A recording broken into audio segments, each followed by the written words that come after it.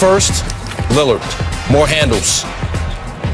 This time, though, to set up the jumper, Lillard, 15 points in the first quarter on 5 for 8 shooting. The Blazers led by 5 after 1, and we wondered, is this going to be another one of those nights for LA? Remember, no Anthony Davis again. Second quarter, Lakers are down 3. LeBron James going to get switched on to Lillard. Lillard takes it to the rack, but James, get it out of here. 3 of LA's 7 blocks for LeBron James, and then at the other end, feed the player who made the defensive play. Davis approves. Later in the second, James. 3 ball. Bang, bang, bang. He was 2 for 5 from 3. The Lakers 7 for 27 as a team. They got the lead now. Just over a minute left in the second. Lillard 5 for 13 from 3-point range. He had 24 at the half. Blazers back up 3 at the break. Third quarter now. Game tied at 59. James with the rip. Up ahead, Kentavious Caldwell-Pope. Give and go. And it's gone. 28 points, 11 rebounds, 7 assists for James. Takes it away again. Give it up to Alex Caruso. And the Lakers turning defense into offense. James gets his 4th steal. He did a little bit of everything in this game. Lakers by 9 after 3. Fourth quarter, Dennis Schroder. Welcome back to James. Lakers taking over. Schroder with 22 in this game. Lakers missed his offense while he was out. Later in the fourth, James off the dribble, beating the shot clock. And the Lakers back in the win column with one they needed, 102-93. LeBron James, speaking to reporters right now, let's listen in. Just trying to do whatever it takes to help us get off this losing streak, and but that's always been my game. To be able to play both ends of the floor, hold myself accountable, and be there for my teammates. And tonight was an instance where I was able to, get some steals, get some blocks. Took a couple charges, and just trying to, be the voice and also act on action as well on the defensive end. You guys had a certain game plan that worked pretty well against Dame in the playoffs last year. It seemed like you employed it, especially in the second half tonight. What's the key there for you and the bigs coming up to help in the guards, and how did the guards do with Schroder and Caruso specifically? And KCP, should say. Well, you have to, because Dame has, Dame has unlimited range. So you have to be up on screens. Once he crosses half court, he is in his range. You have to have everybody up the floor, the guy that's guarding them and the guy that's guarding the pick and roll. There's going to be double drags. There's going to be single drags. There's going to be a lot of things that's going on in early transition. And when you're not, a couple instances tonight, he made us pay for it, coming off and letting it go. And when we got it right, we was able to execute it, to the best of our ability. Dave? LeBron, to go away from the court for a second.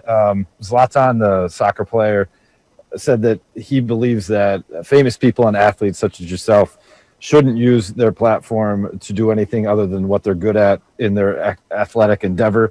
As someone who has promoted the idea of more than an athlete and trying to empower players to use their voice to speak on their communities, do you have any response to what he said? Nah, absolutely not. Because at the end of the day, I would never shut up about things that's wrong. I preach about my people, and I preach about equality, social injustice, racism, systematic voting, voter suppression, things that go on in our community. Because I was a part of my community at one point and seeing the things that was going on, and I know what's going on still, because I have a group of 300 plus kids at my school that's going through the same thing, and they need a voice. And I'm their voice. And I use my platform to continue to shed light on everything that may be going on, not only in my community, but around this country and around the world. So, if there's no reason, I won't say no reason, but there's no way I will ever just stick to sports, because I understand how this platform and how powerful my voice is.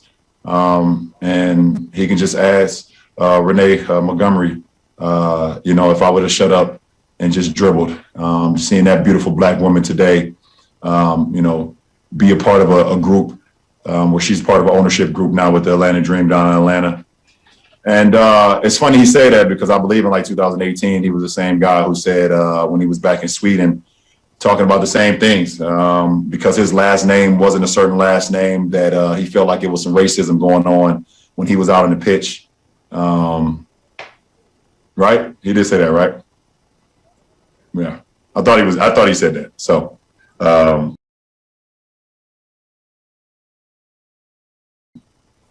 I speak from a very educated mind.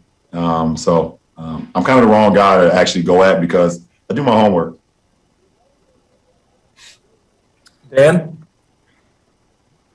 Well, I can't ask you about anything else now. So, along those lines, like when you look around this league and you see a new generation of players, not growing into their voices, but like coming into the league with them, having them, I'm curious, how does that make you feel? And if are there any players in particular whose leadership at a young age really speaks to you?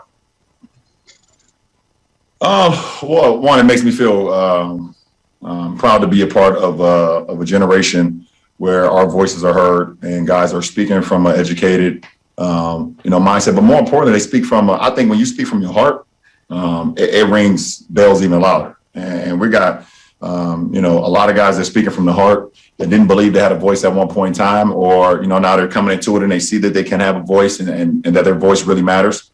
So that makes me proud. And you see, guys like, Jaylen Brown, who's very, obviously he's educated beyond his years. And I love what he stands for in our league. And you see Pat Mahomes, also a younger guy, and Alvin Kamara, and, in the NFL, and those guys speaking about things. They're young, but they speak about things that, they feel like is unjust as well in their communities and whatever that's going on in the whole grand scheme of things. So, as athletes, obviously we've been heard this for a long time to you should be privileged. You should be, you should be thankful, to be able to dribble a ball or run a football or be able to do a 100-yard dash or be able to, swing a baseball bat and things of that nature. You shouldn't be able to speak about anything else. No matter if it's right or wrong, you should just do that. But that's not the case. It's not the case anymore. As long as I'm around, it won't be the case for a long time. Time for more, Kyle Goon. Hey, Ron. Just on the game tonight, I was wondering if you could speak to the impact of Dennis, but also just how much more fun do you guys have when you guys are playing connected that way and a little bit closer to being whole as a team? Well, obviously Dennis gives us an automatic spark. His energy alone gives us a spark. His competitive nature gives us a spark.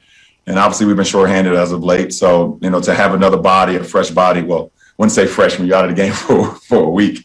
But, just to have him back in our lineup and have him back in our locker room just means so much to our team. So it was big time in that instance. And everybody just rallied around another, tonight being able to, play well on the defensive end and also on the offensive end as well. Are you giving LA a pass last night just based on all the injuries they've been dealing with? For me personally, no. If you want to go first, Max, I'll let you. But for me personally, I'm not giving the Lakers a pass. Not based off of what I saw last night. Max, if you want to go first, go ahead, because I got a lot to say. But go ahead, Max. Well, I would just say, it makes no difference to me. If you want to respond to it, then the answer is yes, of course they get a pass. Of course they get a pass because this team was constructed top heavy. They don't have a big three. They got a big two. Not just a big two, a giant two, an MVP two, an historically great two. But what that means is the rest of the roster is going to be a little thinner than some other rosters. Now, I know you look at when LeBron and AD are there, they don't look thin. They have a lot of guys doing a lot of things, but the presence of those two enable those guys to do those things. You know who else isn't there? Dennis Schroder. And the thing about any team is you need several players who can do the following. They have to be able to get you into your offense and go get their own shot. If they can't create that way in those two ways combined, really, you got a problem. No team has no one like that in their offense. They wouldn't be able to play in the league. The Lakers really have two guys like that in the offense, LeBron and Schroder. Why is LeBron playing so many minutes? Because without Schroder, they got one guy, and now they don't have AD. So all those complementary pieces, it's not the same. I love Talen Horton-Tucker, and he can create for himself, but is he going to really create for others? Everyone else is a role player to one degree or another, to one degree of effectiveness or another in their role, but they're role players. And so you really look at LeBron and a bunch of role players in a long season without the only other guy who can create and get you into the offense, without the other big two on his prime partner on a top-heavy team, and then they run into a buzzsaw. The Jazz are the hottest team in the league, playing the most perfect basketball in the league, and the Lakers are on the road. Yeah, they get a pass for last night. I can't give them a pass, Max Kellerman, because I'm just looking at the manner in which they got destroyed. And we're going to get into the Utah Jazz a little bit later, but I will say this to America. The Utah Jazz have hit 53 pointers in the last 2 games. No team in NBA history, not even the Golden State Warriors, have done that.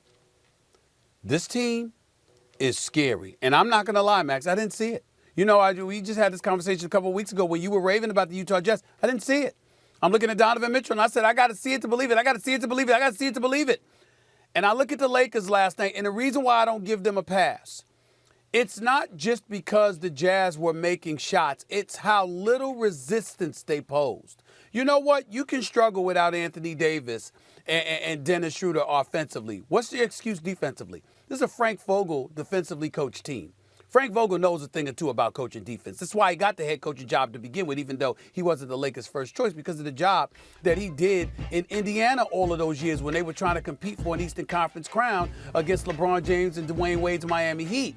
But in the end, I look at the Los Angeles Lakers. Just because Anthony Davis and Dennis Schroeder's not there doesn't mean that you're supposed to forget how to play defense. Stay in front of your man. Stay with your man. Not letting everybody have a damn layup line, for crying out loud, or get wide open 3-point shots. Where's the defensive intensity? Where's the pride?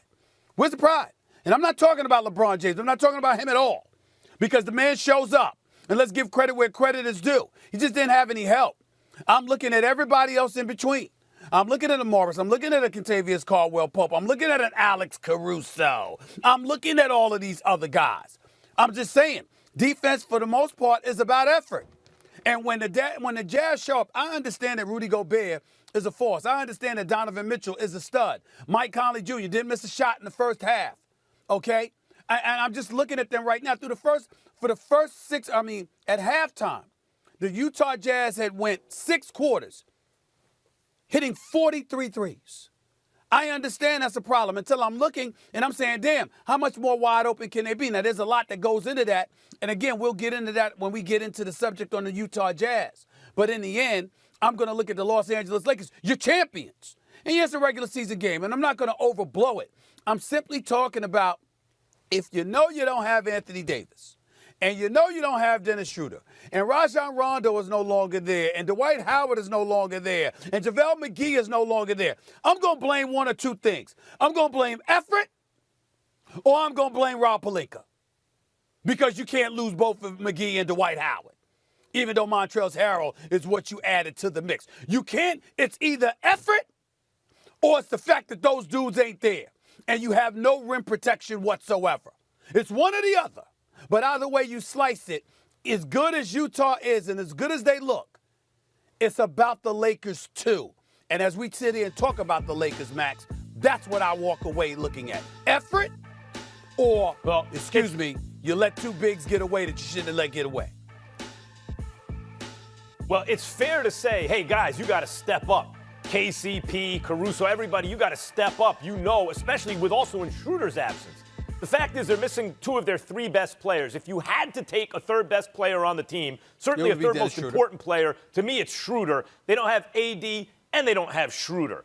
That's 1. 2, remember when I said there's a silver lining in AD's injury, provided he comes back as AD? Because you're right when you say he better come back as AD. They ain't going to beat the Nets. That's right. But maybe not the Jazz. But provided he comes back as AD, what I say, LeBron in Cleveland and in Miami, in recent years, last 6 or 7 years, early in the season, he's trying to figure out what he needs to do to lead a group of guys to the promised land, because he's in the finals every year. So he always figures it out. But early on, sometimes we'll see, remember back in the day, the Heat don't have a great record. The Cavs don't have a great record because he's figuring it out. He needs to know who I can rely on, like who can LeBron rely on? What positions does he need to put them in so if they fail at one thing, they can succeed at another? And he usually takes it's an incubation period, basically, with LeBron. I think we're also seeing that. There's some fatigue, yes. You're right. Some guys need a little more effort would be nice. But really, it's AD's not there, and Schroeder's not there, and LeBron's trying to figure the rest of these guys out. And they're on the road. They ran into a buzzsaw. Stephen A., they get a pass from me.